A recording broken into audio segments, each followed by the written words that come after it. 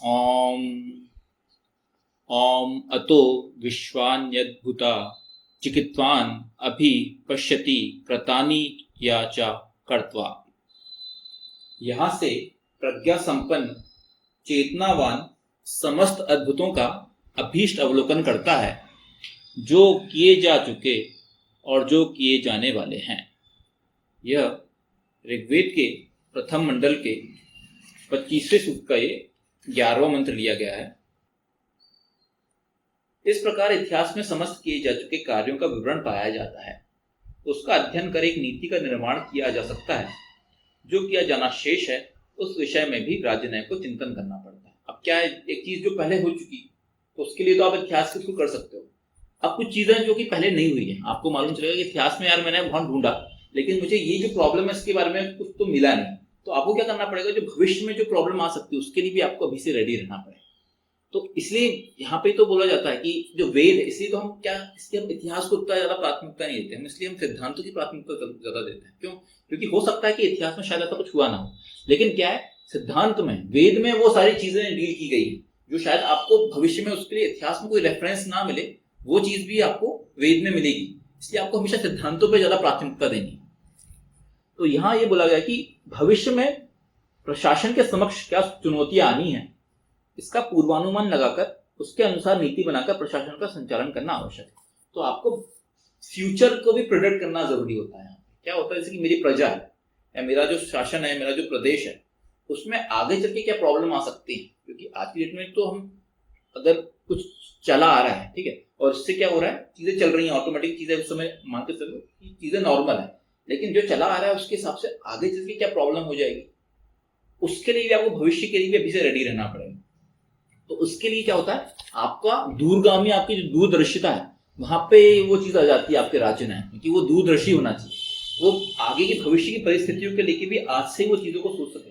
जैसे हम आज की डेट में अगर हम देखें, जो फॉसिल ऑयल है, फॉसिल जो आपकी एनर्जी है, मतलब फॉसिल एनर्जी मतलब क्या, जो सारी की सारी एनर्जी आपके जमीन से निकालते हैं, जो कि आप देखेंगे जो क्रूड ऑयल है जिसको आप निकालते हो, जो मिडिल ईस्ट के देश वगैरह है, जो क्या करते हैं, जमीन के अंदर से वो ऑयल निकालते हैं। उस ऑयल से तो पेट्रोल और जो भी आपका सब कुछ बनता है, जितने भी ऑयल से रिलेटेड प्रोडक्ट, बहुत सारे प्रोडक्ट बनते हैं, वो सब जो बनते हैं, ठीक है। फॉसिल ऑयल का खनन जो है वो कंटिन्यू चला आ रहा है, चला आ रहा है, चला है। तो आज की डेट में क्या उसके थ्रू क्या होता है, उसके थ्रू आपका उसका यूज से पॉल्यूशन भी बहुत होता है। तो एनर्जी तो आप यूज करते हो, लेकिन पॉल्यूशन भी होता है, वो खत्म भी होने की स्थिति में है, कितना आप खनन कर रहे होते सालों से। तो आज की डेट में इन चीजों को, इन प्रॉब्लम से निपटने के लिए आपको अभी से ही आगे के रूप में सोचना पड़ेगा कि हमें क्या करना है, कैसा करना है। तो आप देखेंगे इस समय जो भारत की सरकार है वो क्या कर रही है, अभी से जो आगे के आपके रिन्यूएबल एनर्जी है उसके तरफ उनकी फोकस बहुत ज्यादा है। आप देखेंगे कि आज की डेट में ईवी वगैरह कंसेप्ट जो कितना ज्यादा आ गया, वो वो वो कर रहे हैं, वो प्रोत्साहित कर रहे हैं लोगों को कि भाई आप ईवी की गाड़ियां लें, 2 व्हीलर ईवी के लें, 4 व्हीलर ईवी के लें, ताकि जो पूरा का पूरा इन्वायरमेंट है, इन्वायरमेंट भी उससे बचे। ये उनका पहले से भविष्य के लिए। सिमिलरली वो सौर एनर्जी हो रहा है, या जो भी एनर्जी, जैसे कि आप रूफटॉप लगाने की बात करें, वो क्यों कर रहे हैं, वो इसलिए कर रहे हैं कि इन चीजों से, क्योंकि जैसे मैं कल भी बताया था कि जो भारत जो है वो नेट इंपोर्टर है आपके क्रूड ऑयल वगैरह का। तो इंडिया को अगर आत्मनिर्भर बनना है, जैसे हमारा कंसेप्ट है आत्मनिर्भर भारत का, जो पूरा का पूरा वो चला आ रहा है, अगर आपको आत्मनिर्भर बनना है तो आपको अपने जो आसपास जो चीजें हैं उसको सही तरीके से उसको यूज करना पड़ेगा। इंडिया की खासियत यह है जियोग्राफिकली कि सूरज जो है वो आपको वहां पे, ऐसा नहीं यूरोप की तरह की गर्मी कम पड़ती है या सूर्य की किरणें कम आती है, ऐसा नहीं। इंडिया में, इंडिया की जियोग्राफिकल पोजीशन ऐसी है कि अच्छी खासी धूप आती है, सूर्य का पूरा प्रभाव पड़ता है। तो आप सोलर एनर्जी यूज कर सकते हो, विंड एनर्जी यूज कर सकते हो। तो ये सब चीजें रिन्यूएबल एनर्जी के थ्रू आप ये काम कर रहे हो। तो ये क्या है, ये दूरगामी वाली चीजें हैं। तो आपको क्या करना पड़ेगा, आज की डेट में ही उस प्रॉब्लम को समझ के कि आगे चल के प्रॉब्लम हो सकती है, आपको अभी से वो काम करना पड़ेगा, जो कि हम एनर्जी के टाइम में हमारी जो सरकार है वो सब काम कर रही है। तो ये वही चीज है कि आपको पूर्वानुमान लगाना पड़ेगा, और दूरगामी जो प्रॉब्लम हो सकती है उसके लिए आपको आज से ही कदम उठाने पड़ेंगे। तो ये बात यहाँ पे ये बोली गई, जो राज्य नायक इन समस्त विषयों का अवलोकन नहीं करता, चिंतन नहीं करता, वह अपने कार्यकाल में कोई अद्भुत कार्य नहीं कर पाता। वह जन सामान्य को एक अच्छी श्रेष्ठ व्यवस्था नहीं प्रदान कर पाता। दुनिया क्रमशः आगे बढ़ती है, जो प्रशासक उसकी गति को देखते हुए अपने प्रशासन को परिवर्तन के लिए तैयार नहीं कर पाता, वह पिछड़ जाता है। उसके प्रशासन में प्रगति के स्थान पर अवनति होने लग जाती है।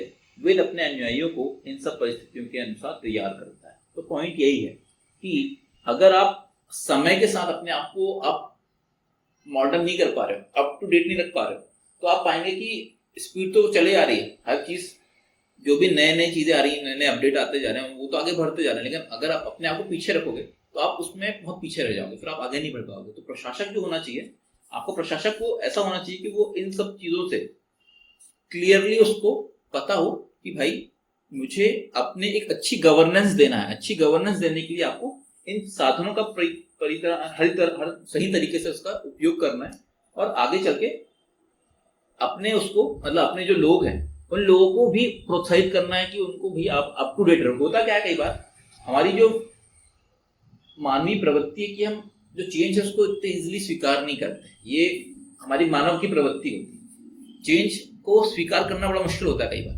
तो यहाँ पे क्या, यहाँ पे काम आ जाता है आपके राज्य नायक का कि वो लोगों को बताए कि नहीं भाई, आप ये चेंज जो आ रहा है उसके लिए आपको अप टू डेट रहना पड़ेगा।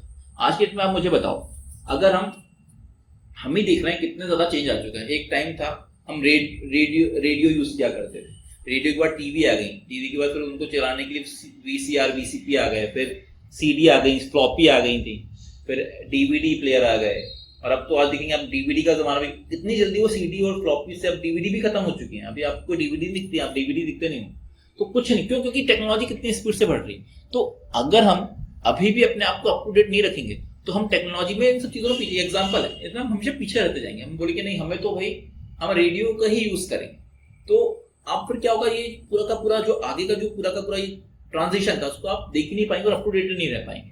तो पॉइंट ये है कि आपका जो राज्य नायक है वो फ्यूचर में होने वाले परिवर्तन के लिए भी लोगों को आज से तैयार करें। होता ये है कि लोग क्या है ना, इतने आसानी से छोड़ना नहीं चाहते उस चीज को, यार नहीं जो चल रहा चलने दो ना, क्या दिक्कत।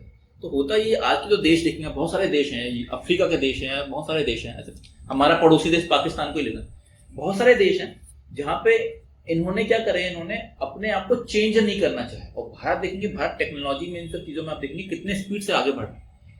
आज की डेट में यूरोप के और अमेरिका के जो लोग आते हैं वो आके सबसे पहले जो चीज बोलते हैं वो बोलते हैं कि इंडिया में जो डिजिटल पेमेंट है वो नेक्स्ट लेवल है, वर्ल्ड में सबसे टॉप में है इंडिया का। जो यूपीआई जो आया है, यूपीआई जो इंडिया ने लेके आया है, वो यूरोप से आप देखेंगे बहुत सारे वीडियो वगैरह आएंगे, कभी कोई यूरोप से आया गया तो वो क्या करता है, फोन से ऐसा फोटो खींचता है, वो कोई चाय पिया करके फोटो खींचा, पेमेंट कर दिया, तो बोलता है कि ये तो नेक्स्ट बहुत ही एडवांस लेवल पे आप पहुंच चुके हैं हम लोग अपने यूपीआई को। हमें तो इतना आसान लगता है, लेकिन बाहर दुनिया के लिए हम लोग सबसे उनसे भी आगे हैं इस समय, क्योंकि वहां पे कोई यूपीआई वगैरह कुछ नहीं है। और वो यूपीआई के सिस्टम को क्या कर रहा है इंडिया, बाकी देशों में अभी शायद यहाँ पे क्या कहते हैं, यूएई वगैरह जो है, आपके यूएई में वहाँ पे सऊदी देखेंगे, दुबई वगैरह में भी यूपीआई आ गया। फिर आपके जो इंडिया की जो यहाँ के साउथ एशिया के जो देश हैं अपने इधर, यहाँ पे भी वो टेक्नोलॉजी दे रहा है। क्यों दे रहा है? क्योंकि अब क्या लोगों को भी समझ में आ रहा है, नहीं यार ये तो बहुत अच्छी चीज है।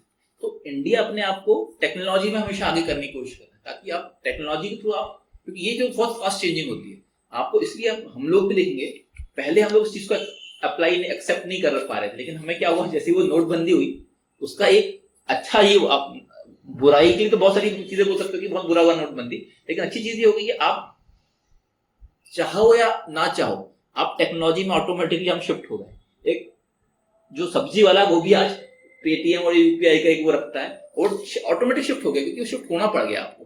तो क्या होता अगर हम ये पहले बोलते ना कि नहीं नहीं आपको करना चाहिए, ऐसा तो कोई नहीं करता, शिफ्ट नहीं करता, ये क्या है ना, हम लोगों ने फोर्सफुली शिफ्ट करना पड़ा, तो उसका भले नुकसान जो भी बोलोगे, फायदे आज की डेट में इंडिया बहुत आगे निकल गया है इस चीजों में।